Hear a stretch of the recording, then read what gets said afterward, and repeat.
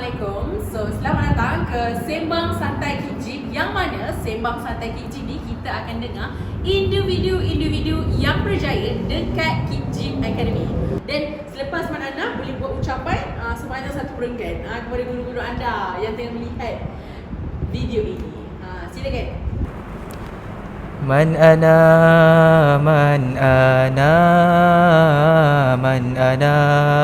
laulakum kaifama hubbukum kaifama ahwakum man ana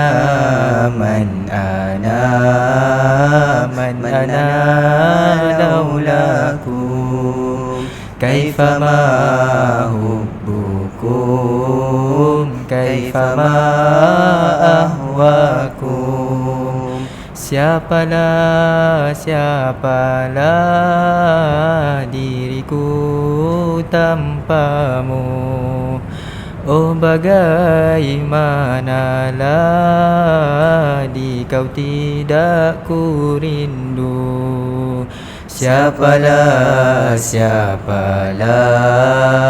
diriku tanpamu, oh bagaimanalah di kau tidak ku rindu. Masya Allah, Masya Allah. Siapa yang bela-bela ciptakan gila. Untuk Najmal ya, pandai menyanyi, pandai beragama, pandai solat semua. Lengkap package sesuai untuk dijadikan bakan menantu anda semua gitu. Merah dah nanti merah speed. Okay, so seterusnya kita nak tanya, bilakah secara jujurnya korang tinggalkan ilmu aliran perdana ni, akademik, sejak bila Uzairul umur? Pada saya 13 lah, masa form 1. Masa form 1. Time tu buat decision macam mana nak berhenti terus? Nak jadi tahfiz macam tu? Berhenti tu sebab dah tak nak, kalau ikut sebab dah malas nak belajar lah. Oh, extremism. Okay, lepas tu? Dah malas nak belajar. Terus cakap dengan Umi? Terus cakap, waktu tu kalau ikut result semua okey je. Macam menang je. Tapi waktu tu entah, rasa macam nak tengok buku teks pun dah malas, nak buat latihan pun dah malas, rasa macam nak bebas je. Jadi waktu tu jumpa je lah. Yang saya nampak kebebasan tu nampak macam budak madrasah lah, tak terikat dengan silibus. Kerajaan pun tak terikat. Jadi ikutkan lah duduk madrasah. Jadi saya decide sebab sebelum saya masuk madrasah, adik saya dulu. Jadi saya nampak lah benda tu macam, oh duduk madrasah relax kan. Macam outing, macam okey lah duduk madrasah, petang main.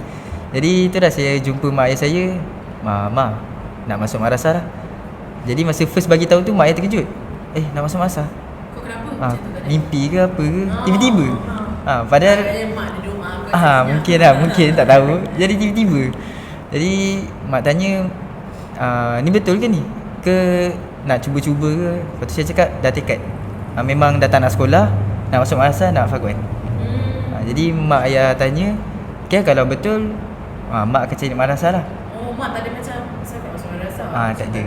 Dia sangat supportive lah. Dan saya rasa itu memang harapan mak ayah pun. Tapi tak memaksa. Tak memaksa. Tiba-tiba kita nak sendiri, lagilah mak ayah okey. Mungkin. Terus syukur lah. Tak ada lah. Syukur situ. Okay, untuk Amin pula, bila?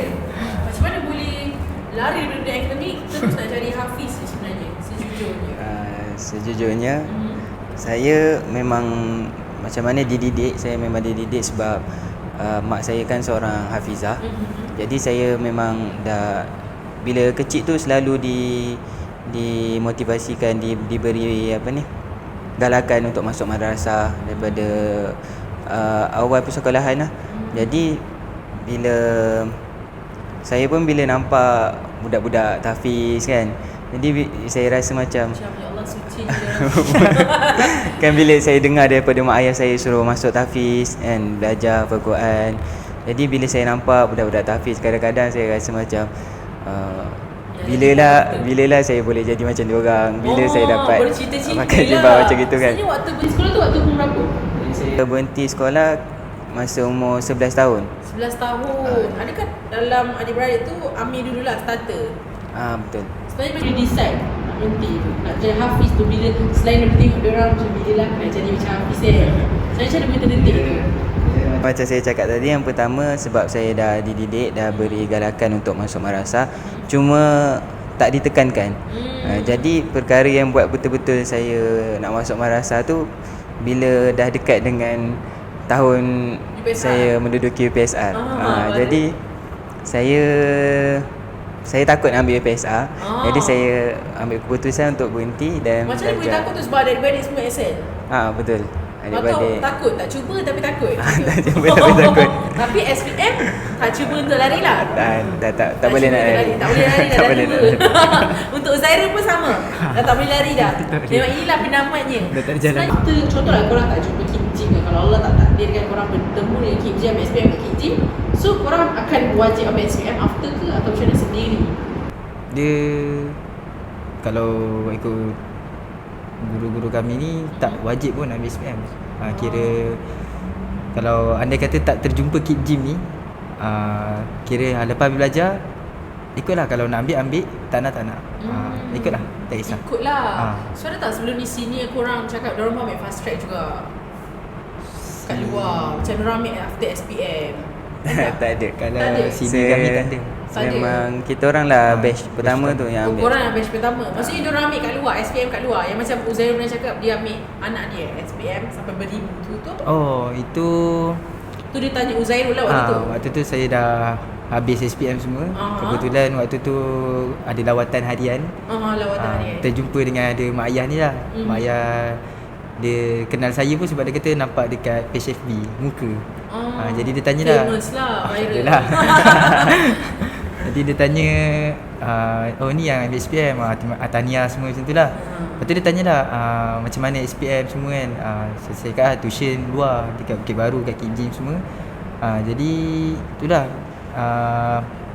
maksudnya kalau kata dalam pondok dua itu, kami lah yang pemula tu. Maksudnya tak ada pemikiran daripada senior ke. Tapi nak kata pemulanya kami dengan niat sendiri tu tak. Dia sebenarnya yang pemula ni adalah guru kami sendiri. Guru kami dengan doktor. Kim Jim lah. Yang buat kolaborasi ni. Itulah yang sebenarnya pemula. macam mana? Aku nak tanya sesawat. Apa dia? Dia cakap apa? Betul. Aku cakap pasal tajuk. Kau nak cakap ke yang makcik dia tanya berapa yuran tuition? La ilaha illallah. Lepas tu Zairul, makcik tu tak ada ke tanya macam Kip Jim offer subjek apa je, harga berapa? Yang ada juga, lama juga borak waktu tu. Dia tanya. Lama lah tanya ejen lah kat situ. Lama juga. Commission Jadi dia tanya saya, okey, sebab dia pun ada anak duduk dekat Duai. Duai. Senior korang ke apa? Tak, junior. Junior. Junior kami. Jadi dia kata dia pun ada plan untuk hantar tuition, tapi bukan kira nantilah dah habis belajar semua kan. Tiba-tiba dengar masuk FB Duai budak-budak tuition. Macam lepas tu dah keluar result. Yang terkejut lah. Seri A, 7A, 6A jenis macam ada tuition. Jadi itulah mak ayah macam bertanya. Jadi waktu tu saya cakap kat Pondok Duai boleh tuition, kalau ada kesediaan tak ada masalah. Tapi syarat dia itulah kitab kena stabil jugalah. Betul. Jadi mak ayah tanyalah macam mana dengan yuran, subjek berapa ambil. Jadi saya cakap dah subjek ambil 8. Kalau yuran untuk kami lah RM150 je. Jadi masa saya sebut 150 tu, mak ayah tu macam really lah 150. Sebab lepas tu dia tanya balik berapa subjek Saya cakap 8. Dia kata 8 subjek 150. Dekat mana? Saya cakap dekat Kip Jim, Bukit Baru. Dia warna purple bangunan dia. Warna purple. Saya establish memang terbaik agent ni. Kalau datang lalu dekat simpang Hadramaut Nasi Arab tu ada. Sebab tu location tak payah waste. Tak payah waste. Sini je simpang. Jadi waktu tu saya macam pelik lah. Sebab saya tak pernah tuition tempat lain. Jadi saya macam pelik, kenapa dengan yuran kan? Jadi lepas tu saya tanyalah, kenapa cik? Lepas tu sekali cik tu cerita lah, dia ada anak dia juga, kira akak kepada adik dia tu. Oh, perempuan. Tapi sekarang dah sama you. Tapi masa struggle untuk SPM tu, dia kata dia dah habis dekat 5 ke 6 ribu untuk tuition akak dia tu SPM. Bersubjek lah. Bersubjek. Tapi dia tak ambil total subjek. Mungkin dalam subjek-subjek penting dalam wajib je. Jadi saya tanyalah pakcik tu, kalau 5-6 ribu untuk dalam masa setahun dulu, berapa sebulan tu kan. Jadi dia cakap lah dalam sebulan tu dalam 600 ke 700. Jadi saya dengar tu mahalnya. mahal. Jadi aku macam ya Allah, memang Allah dah sesuai Jadi cantik, macam bersyukur sangat lah. bersyukur sangat. Bersyukur sangat, alhamdulillah sangat. Dapat kat gym. Kalau kata tak ditakdirkan jumpa Kip Jim ni, macam tu lah keadaan saya. Mungkin lah kot lepas SPM nanti yang yurannya mungkin lah. Faham. Okey, masya-Allah, itulah dia kisah menjadi ejen Kip Jim. Jadi kita saya dah dapat tahulah daripada pihak atasan, maksudnya diorang memaklumkan bahawa DDNK dah decide trial waktu bulan ni. Lepas tu rupanya Duai pun buat pengajian exam, pengajian kitab pun serentak juga. So kita nak tanyalah untuk dua pelajar cemerlang kita ni, actually macam mana mereka menstabilkan emosi dan mental diorang untuk menghadapi berita tergempar ini. Macam tu, tergempar tak tergempar macam tu. Okey. So saya Okey, jadi kepada Amin, sila menjawab soalan ni. Jadi bila dapat tahu yang kami punya trial SPM dengan exam di madrasah serentak, jadi terus jadi jadi kabut. Macam mana? Macam mana kita orang nak ni dah lah. Macam belum sedia lagi. Kalau untuk trial macam belum sedia lagi. Dan untuk kalau exam madrasah, sebab kita orang dah biasa, jadi mungkin kita orang boleh nak untuk exam madrasah boleh nak catch up. Tapi tiba-tiba untuk trial pula, jadi pening juga lah. Tapi bila dah tahu macam tu, saya pun sangka baik je lah. Boleh ni, boleh macam gitulah. Positif. Time tu dapat berita yang benda ni serentak sebab dapat jadual daripada Kijin ke atau macam mana? Aku Ustaz bagi tahu. Sebenarnya exam korang ni memang berlaku patutnya waktu tu juga ke ataupun sebenarnya waktu lain tapi Ustaz pindahkan ke macam mana? Zairul. Kami kalau kat pondok tu untuk tarikh exam tu kami dah tahu. Tarikh exam tu dah tahu. Dan waktu tu tarikh exam dah tahu, okey dah tahulah. Okey lah. Tapi waktu tu macam teringat trial dalam bulan 9 lah. Tak ingat mungkin tarikh lain lah. Tapi bila tiba-tiba Kip Jim maklumkan tarikh untuk trial sama. Jadi waktu tu macam sama ke diorang terlepas pandang. Jadi kami terfikir macam tu. Mungkin pihak Kip Jim dengan ni terlepas pandang dalam syarat ke, mungkin lah. Tiba-tiba tersama. Cakap kita yang salah lah. Tak adalah macam ni biar betul ni kan. Macam tapi tak apalah, dah tak kot. Jadi waktu tu mesyuarat juga macam korang mesyuarat korang lah. Macam tak ada muallim korang lah. Tak ada. Cuma jumpa kami tu macam cakap lah. Ada yang nak tanyakan ke? Untuk tanyakan nak ubah tarikh ke atau bagi keringanan sikit ke untuk kami ni kan. Sebab benda tapi tak ada siapa yang berani lah. Jadi sebabkan benda tu semua dah decide, tak apa, kita buat je. Kita buat je apa yang termampu. Korang pun tak ada nak jumpa pihak KJ macam boleh tak ubah tarikh seminggu sikit. Tak adalah. Korang pun memang tak berani juga. Dengan kita pun tak berani lah. Okey, faham. So macam mana Amir stabilkan emosi bila dapat berita tu? Memang reda je lah. Totally reda, hadapi je. Waktu tu emosi kawan-kawan lah. Selain korang yang top student ni, korang memang santai, terbantai je. Macam mana dia orang yang macam masih nak bernafas ni? Macam mana? Atau macam Amir tolong aku, saya tak faham lagi topik ni. Kalau macam saya memang yelah, cuba je lah kan. Kalau kawan-kawan saya adalah yang macam aduh aku tak boleh lah. Dia cakap macam tu, kau yang cakap macam ni. Dia cakap sebut nama. tak mention. So macam mana? Aku tak boleh lah. Dia macam alamak aku dah lah susah ni dengan trial lagi, nak exam lagi kan. Tak time tu dia macam aku nak berhenti lah. Tak ada lah. Tak ada lah. Tak ada lah. Bila dia orang cakap macam tu, dah cakap lah tak apa, boleh kalau apa-apa kita sama-sama macam gitu. Jadi macam gitulah, kalau kita jatuh sama-sama, bangkit sama-sama. Jadi macam itulah kita orang kalau bila berdepan dengan situasi macam tu, masing-masing support lah masing-masing. Sentiasa support masing-masing. So untuk Uzair macam mana? Kalau saya tak buat kelas tambahan? Kalau masa dah nak trial tu, Pelajar orang.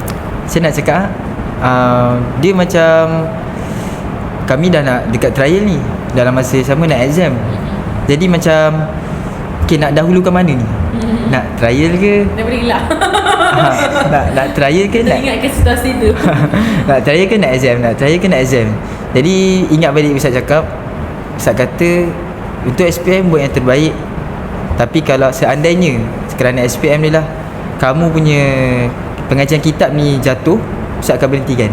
Jadi waktu tu macam okey lah, Ingatlah kata-kata tu. teringat kata-kata tu kan. Jadi waktu tu saya fikir okey, untuk minggu exam tu, trial dan exam kitab, untuk minggu tu je saya terpaksa one shot. Waktu tu je. Lepas habis tu saya nak tidur ke, saya nak apa ke suka hati lah. Tapi untuk minggu tu saya memang dah set untuk diri saya. Okay, tak apa Zairul, saya cakap dengan saya punya diri, tak apa Zairul, minggu ni je. Minggu ni je. Buat yang terbaik sehabis mungkin. Tapi waktu tu je lah, masa saya cakap tu je lah. Tapi bila dah buka buku, yang kitabnya, yang buku SPM nya dah tangan kanan tangan kiri, Memang betul-betul lah situasi tu ada. waktu tu tengok Mana.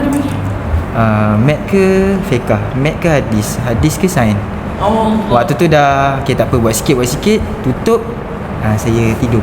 Waktu tu jadi macam better tidur kot supaya tak serabut. Padahal tengok ada pelajar trial fast track 2 untuk batch pertama. Bila trial aku tengok ramai ni tengah menyelap-nyelap buku, tengah nak baca-baca lagi kan. Ada juga few of them yang dah baring tidur. Rasa macam tu lah kot tahap redha ni kan. Yang menariknya masa trial tu, yang memang tak boleh lupa lah, kami tak boleh lupa, masa pagi, sebab trial kami waktu tu pukul 9, pukul 10 start. Jadi pagi tu kami ada kelas dulu sebenarnya. Kami kena masuk kelas. Ustaz kata wajib. mana budak SPM? Mana dia orang tak ada masuk kelas? Jadi waktu tu kami duduk sekelompok dekat satu tempat. Sebab nak baca nak trial ni. Jadi waktu tu tiba-tiba ada pelajar datang, korang, Ustaz panggil suruh masuk kelas. Kita orang macam ni pukul 8.30 ni, pukul 9. Serius lah. Lepas tu tiba-tiba kami cakap ni tak boleh ni tak boleh. Jadi kami terpaksa hantar wakil untuk bagi tahu Ustaz, sekejap lagi ada trial ni, jadi minta izin masa. Jadi waktu tu Ustaz kata ada trial, okey lah, semua kumpul tapi dekat satu tempat yang Ustaz boleh pantau lah. Maksudnya kami ni betul-betul orang gaji. Tapi waktu tu dah pukul 8.45, trial pukul 9 nak gerak. Jadi waktu tu memang innalillah lah. Jadi yang untuk macam saya dengan Amir ni, korang macam tak payah baca ada pun saya like sikit-sikit nak sejarah, tak baca apa-apa ni nak trial. Jadi yang kawan-kawan saya yang rendah lemah-lemah sikit tu, dia orang cakap apa, untuk keadilan berlaku di sisi kita ni semua tak payah baca buku.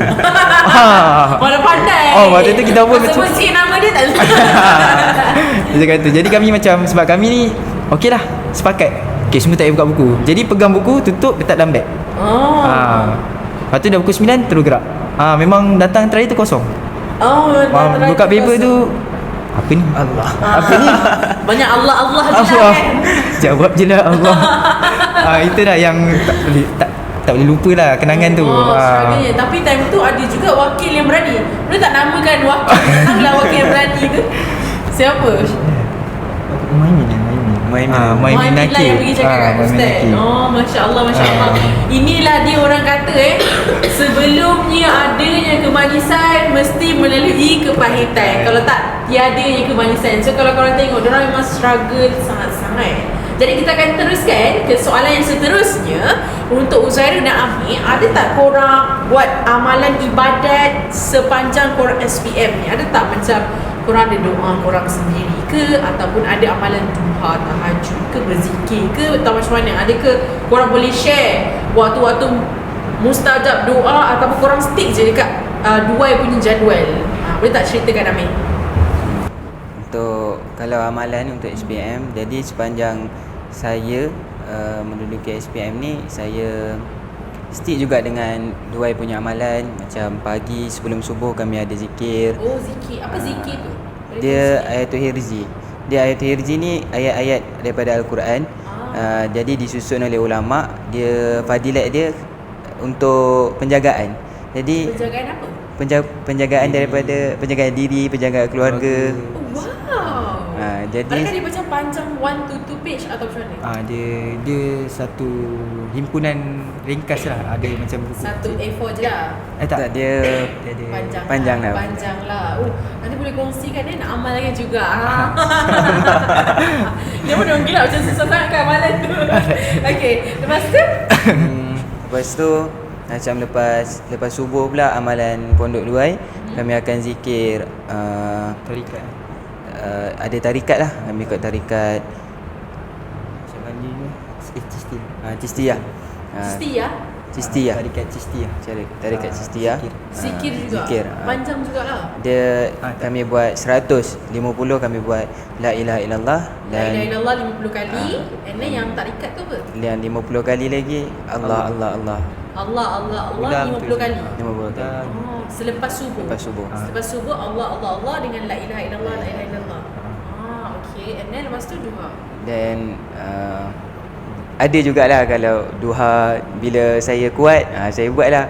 Duha. Kalau duha tak serentak masing-masing. Tak ada. Dua hari tak ada program lah, kira ustaz. Bukan amalan rasmi. Bukan amalan rasmi. Ustaz Bukan amalan rasmi. So memang pelajar boleh keluar daripada kami tak izin nak duha ke atau macam mana? Tu rehat. Dia biasa waktu rehat 10.20 ke 10.30 tu kalau ada masa. Faham. Okay, selepas tu Lepas tu malam-malam ada solat tahajud, hajat. ada. Tapi kalau untuk macam mana kalau untuk madrasah amalan macam tahajud tak diwajibkan. tak Cuma kami ditekankanlah. Maksudnya kalau ustaz kami dia lebih kepada macam kalau sebab buat amal, sebab bangun pagi nak tahajud tapi masuk kelas tidur. Jadi baik tinggal benda tu. Sebab apa? Belajar tu lagi belajar kan fardu ain kan. Jadi amalan tu dapat dekatkan diri kita kepada Allah. Tapi kalau sebab amalan tu kita tinggalkan yang lebih penting ni, jadi ustaz kata baik kita tinggalkan amalan tu. Sebab apa? Kita bukan tak ada amalan langsung. Ada amalan yang kita buat. Jadi kalau kita stick dengan amalan Pondok Duai pun dah memadai, dah cukup. Sebenarnya ada ke fadilat amalan? Ada ke? Banyak. Okay, apa fadilat dia saya? Kalau macam yang Amir share yang sebelum subuh tu, ayatul hirzi tu, itu amalan yang diambil daripada ulama-ulama Indonesia. Yang ulama tu amalan daripada pondok dekat Indonesia kami dapat sanad ijazah amalan tu, yang mana fadilat amalan tu sekiranya kita amalkan ayat-ayatul hirzi tu sebelum subuh, maka Allah akan jaga diri, jaga harta, jaga keluarga dan jaga kehidupan seharian kita daripada pagi sampai waktu petang. Dan sekiranya kita baca ayatul hirzi tu selepas maghrib, masa waktu maghrib pula, maka Allah akan jaga harta, diri, keluarga, semualah yang berkaitan dengan kehidupan kita daripada waktu maghrib tu sampai esok subuh. Maksudnya itulah fadilat dia. Maksudnya hari tu akan jadi tenang je. Tak payah nak risau harta, keluarga Allah jaga. Maksudnya tak payah nak fikir apa-apa. Kita boleh kongsikan surat amalan orang surat kertas. Dia macam buku lah, buku kecil. Ada buku. Bacaan maturat ke boleh? Macam surat sikit. Bacaan ni pun macam amal surat? Tapi tak lah. Tapi dia ada amalan. Okay, untuk saya pula apa amalan yang dibuat sepanjang SPM? Ada ke amalan-amalan sendiri ataupun amalan-amalan based on duai? Kalau saya pun, dia kalau yang ni sekadar berkongsi lah, yang menarik dekat macam Amir cakap tadi, macam Pondok Duai ni, mungkin dekat tempat-tempat lain, macam dekat budak-budak sekolah ke, ataupun pondok-pondok yang tak ada amalan-amalan khusus, jadi diorang mungkin akan cari masa untuk buat amalan. Macam ini kena, ini lepas maghrib aku kena zikir. Dia macam tu lah. Macam budak-budak sekolah, lepas prep, ni kita kena buat solat hajat ramai-ramai. Ada macam tu kan. Itu biasanya kan. Tapi yang menarik, yang dah ditetapkan oleh guru kami ni, kami tak perlu cari masa tu. Kami memang dah disediakan masa untuk beramal, untuk melakukan amalan. Macam tadi sebelum subuh, selepas subuh, sebelum maghrib pun kami ada amalan zikir. Yang memang tu adalah waktu masa doa ke apa? Ustaz, memang itulah dia punya, orang kata apa, kalau makanan tu khasiat kan. Tapi kalau zikir ni, itulah dia punya inti pati, dia punya apa ni, itulah waktunya nak cakap. Memang waktu tu paling terbaik. Tu sama jugalah, itu bersama dengan waktu mujarab doa lah. Mustajab mustajab doa. Mujarab obat. So waktu Ustaz Muhammad tadi bila waktu dia? Sebelum subuh. Dia Sebelum maghrib. Sebelum maghrib. Waktu hujan. Waktu hujan pun mustajab doa. Dan waktu di mana semua orang tidur, kita je waktu tu ada dengan Tuhan. Tu dah di waktu tahajud. Waktu tahajud. Waktu tu semua tidur, kita seorang berdoa. Yang mana waktu tu, waktu tahajud ni, ada hadis kisah yang mengatakan Allah akan suruh para malaikat turun. Allah kata, wahai malaikat, turun semua ke kaki-kaki langit. Turun. Waktu dalam area pukul 3, 4, turun. Semua malaikat turun. Allah suruh turun. Jadi malaikat ni bertebaran dekat atas langit waktu tu. Tugas dia apa? Allah kata, barang siapa yang hamba dia waktu tu berdoa kepadaku untuk mengampunkan dosa dia, kau ampun, bukan dia suruh malaikat tu ampun dah. Aku akan ampunkan semua dosa dia. Dan waktu tu lah, sebab apa? Dia punya logik lah, dia punya logik dari segi syariat tu, nak cakap sebab apa waktu tu mustajab yang terbaik. Sebab kalau kita kehidupan dalam seharian, macam waktu pagi, tengah hari, waktu tu orang ramai tengah sedar dan ramai orang yang meminta-minta. Contoh macam kita satu rakyat jumpa raja, semua minta makanan. Jadi raja ni macam, nak pergi mana ni? Bagi ni semua dapat lah. Tapi cuba bayangkan, seorang raja, seorang je rakyat dia datang, wahai raja, cakaplah apa pun, waktu tu raja bagi semua. Itulah dia punya rahsia dalam sebab apa tahajud tu waktu tu mujarab. Itulah dia punya rahsia dia lah. Jadi kalau contoh macam kita doa lepas zikir pun mustajab jugalah. So kau after solat, zikir and then berdoa. Zikir tu ada tak? Ada zikir tertentu ke after solat tu? Kau yang terdapat zikir tertentu ke? Macam okay, zuhur la ilaha illallah, maghrib subhanallah, tak ada? Tak ada. Guys lah. Dia yang tertentu tu, yang amalan kami tu. Amalan kami tu, sebab itu memang ulama dah susun, para kiai, guru-guru, tuan guru semua dah susun. Inilah amalan yang terbaik yang diamalkan turun temurun daripada guru ke guru, guru ke guru. Ada ke baris bacaan vaksin? Dia kebanyakannya yang kami baca tu ayat Al-Quran jugalah. Ayat Quran, so ada baris lah. Cuma nak baca kan, ada baris kan. Subhanallah, Zairul juga baris. Okay lah. So itu dia perkongsian amalan daripada mereka. So sekarang ni kita nak tanyalah, apakah perancangan korang selepas SPM?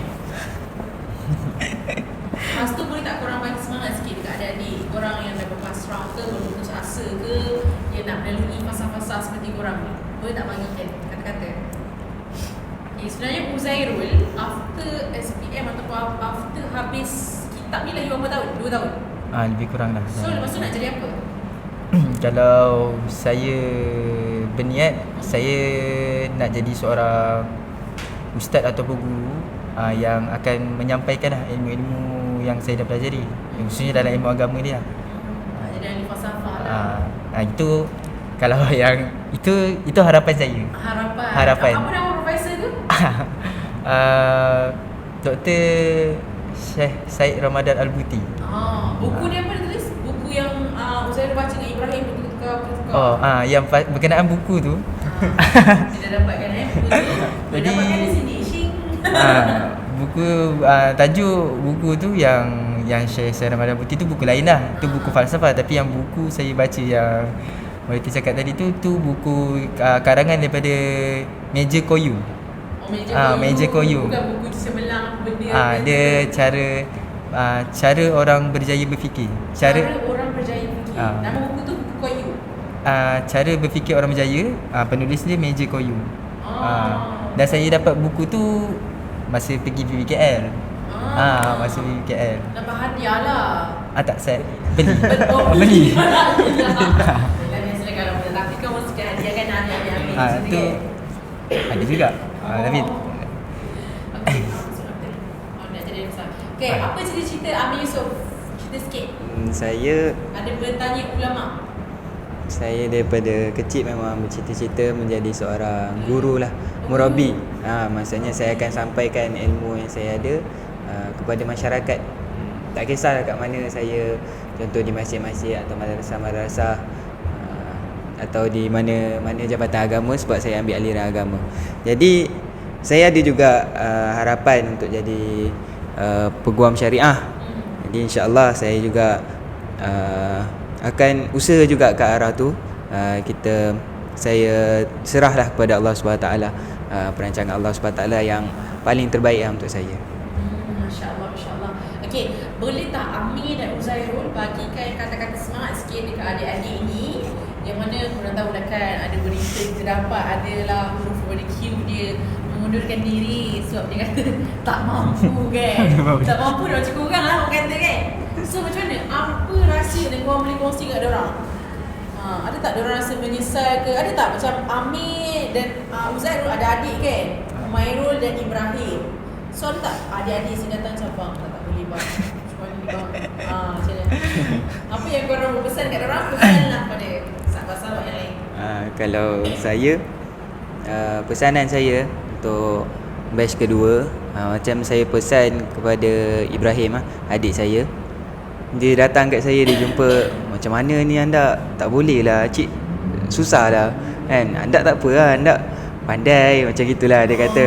Tapi acik ni dia tak adalah nak lari, cuma dia macam susah lah macam gitu. Dia cakap susah. Lepas tu saya pun cakap lah, mula-mula memang susah kan. Saya dulu pun, anda dulu pun mula-mula susah. Tapi apa yang kita boleh buat, saya cakap kat dia, apa yang kita boleh buat, kita terima je. Walaupun kita tak faham benda tu, terima je dulu. Mungkin ada yang belajar bertahun-tahun, tapi belajar bertahun-tahun tak faham. Sampai satu masa nanti Allah SWT akan buka juga kefahaman tu. Jadi buat masa ni kita terima. Jangan kita tolak. Kalau kita tolak lagilah benda tu susah nak masuk. Macam itu. Dan apa tadi? Dan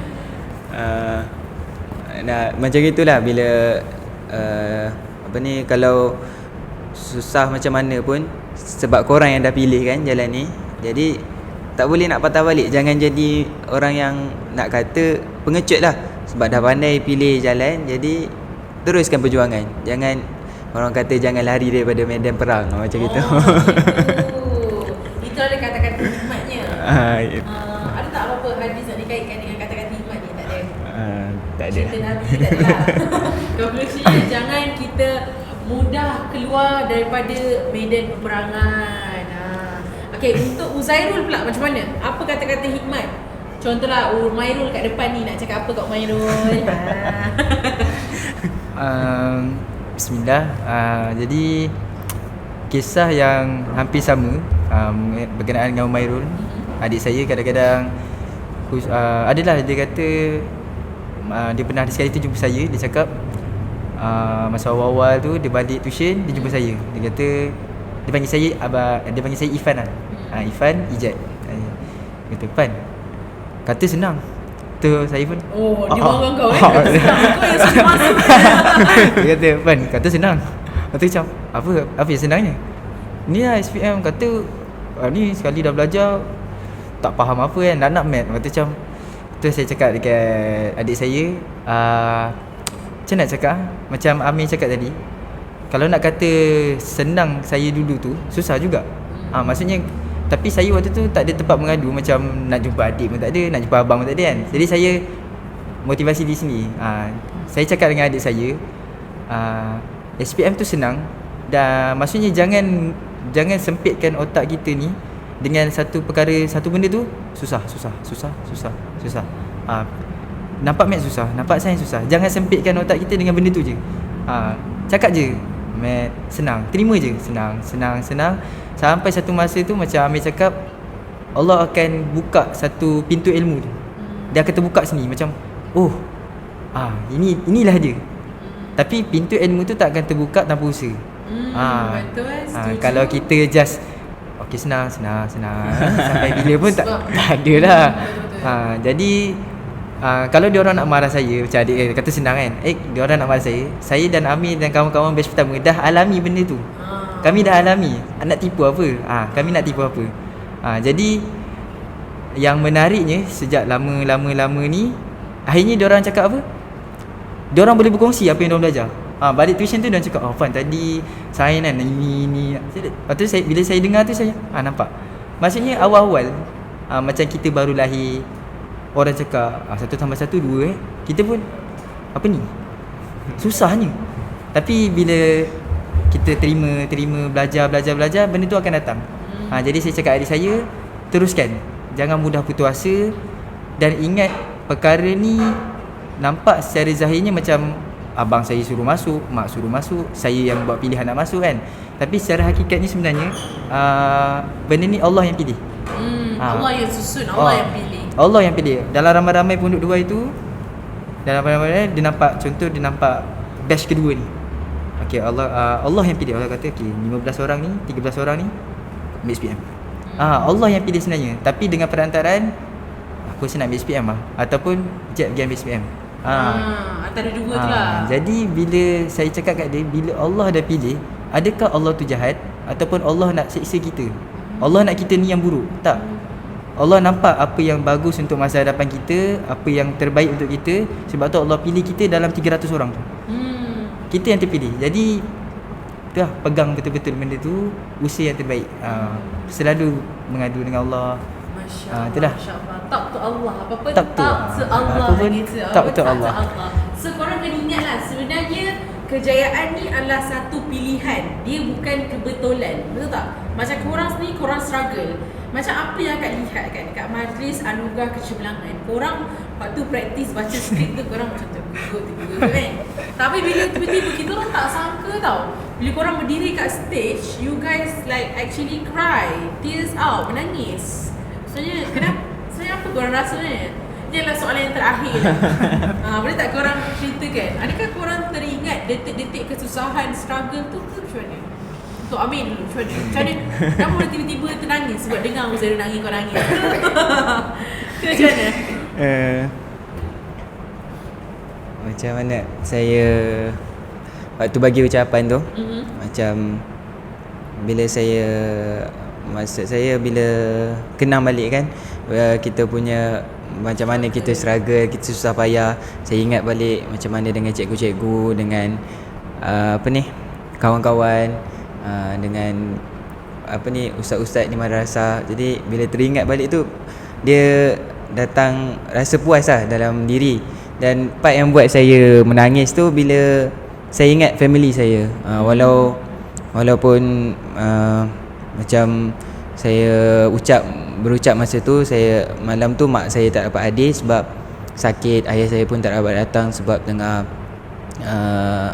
keluar jemaah tabligh. Jadi waktu tu saya bukan terkilan, maksud saya masa tu macam macam mana saya nak cakap, terima kasih. Macam besarlah pengorbanan keluarga ni, harapan dia orang untuk saya. Dan bila saya berjaya tu saya rasa macam puas saya dapat ni kan. Tapi bila saya kan, maksud saya bila mak ayah saya tak dapat datang, jadi masa tu saya terfikir kan, sebab kesihatan kan mak saya, sebab bila mak saya dah sakit tu susah saya nak tengok mak saya tersenyum. Nak senyum macam bahagia tu tak nampak. Kalau senyum pun macam tak ada apa-apa. Macam itu. Jadi saya harap sangat kejayaan saya ni dapat kembalikan senyuman bahagia dekat mak saya masa tu, dan buat saya Don't cry. buat saya menangis masa tu. Dan kalau saya rasa macam tak apa kalau Umi Abi tak dapat hadir pada malam tu, malam yang semacam malam yang bersejarah lah untuk saya kan. Saya akan, benda tu saya jadikan motivasi untuk saya teruskan. Maksud saya akan gapai kejayaan demi kejayaan, sehingga kan kami semua satu keluarga dapat sama-sama raikan kejayaan yang saya dapat macam itu. Faham, Masya Allah. Sejujurnya sebenarnya apa yang saya lihat kat sini, kiranya Amir you sedih lah kan. Macam mak ayah tak dapat datang sebab ada macam masing-masing ada mak pula sakit dan ayah pula sakit. Tapi sejujurnya mesti jauh di sudah hati mereka, mereka sangat bangga. Sebab whenever you cerita pun I dapat rasa macam kesedihan tu ya. Sebab kita nampak tau korang ni struggle. Macam even kita ni semua bagi-bagi pentadbiran KJ, kita menyusun jadual pun kita macam diorang larat tak? Diorang ni sempat tak? Diorang ada makanan tak? Kena beli makanan. Kita bagi dia makanan. Sediakan air ke weh. Kita kena sediakan selengkap-lengkapnya. Kena beli coklat Cadbury letak kat atas supaya diorang tak mengantuk. Betul tak? So semuanya berkorban untuk melihat kejayaan korang. So korang jangan pernah rasa kita orang tak bangga. Kita orang sangat-sangat bangga. Apatah lagi akak sebenarnya sejujurnya berharap lah video ni if kalau contoh viral atau korang punya macam gambar-gambar straight A tu viral kan. Maksudnya macam mana? Satu Malaysia lah boleh tengok korang punya pencapaian ni, faham tak? Sangat-sangat menakjubkan sebab belajar kitab dan SPM tak sampai setahun tapi dah berjaya achieve daripada orang yang luar sana belajar sampai form 1 dan 1 semua tapi tak achieve, faham tak? So memang syukur terhadap Allah atas semua yang korang dapat ni, okay? Jangan pernah rasa bersedih. Okay, untuk Zairul pula, macam mana boleh macam menitiskan air mata? Apa time tu teringat? Bismillah.